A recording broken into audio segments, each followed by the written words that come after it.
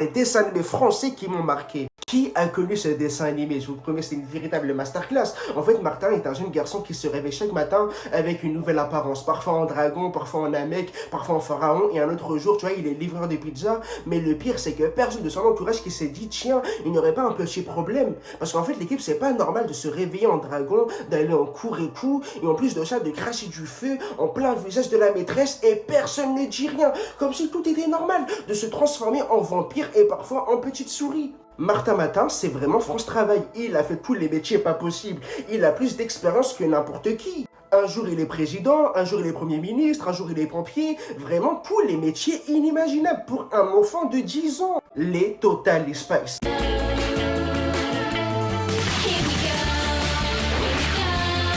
On va suivre Sam, Clover et Alex, qui sont des lycéennes mais pas comme les autres, car elles sont aussi des espionnes ultra stylées, avec des gadgets plutôt spéciaux. Par exemple, tu vois, avec un rouge à lèvres, et bien tu vois, elles peuvent tirer des rayons laser. Je vous promets, les Totally Spice, c'était vraiment quelque chose. Il y avait beaucoup de scènes avec des sous-entendus plutôt, voilà quoi. Et les trois persos principaux, ils étaient souvent en mission secrète. Parfois, on les envoyait jusqu'à l'autre bout du monde. Continuons notre voyage avec Code Lyoko.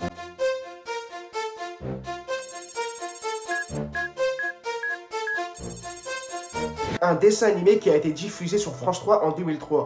Et l'histoire va se tourner autour de 4 collégiens. Jérémy, Ulrich, Yumi et Aude. Jérémy va un jour découvrir une fille mystérieuse coincée dans un monde virtuel du nom de Yoko, qui avait pour nom Alita. Et ensemble, tu vois, ils vont combattre Xana, une intelligence artificielle diabolique qui a décidé de transformer notre monde en un terrain de jeu chaotique.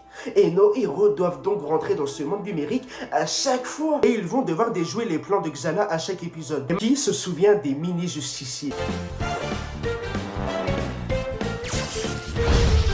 Un dessin animé qui passait sur TF1, tu vois, Les Mini-Justiciers est une série de proximité où les histoires narrent la vie ordinaire d'enfants de 6 à 11 ans incarnés par des animaux. Chaque histoire prend la forme d'une fable drôle et légère et systématiquement ponctuée par une morale amusante et pertinente. Et le slogan de la série est Mini défaut, maxi pouvoir et chacun sera le héros d'un jour.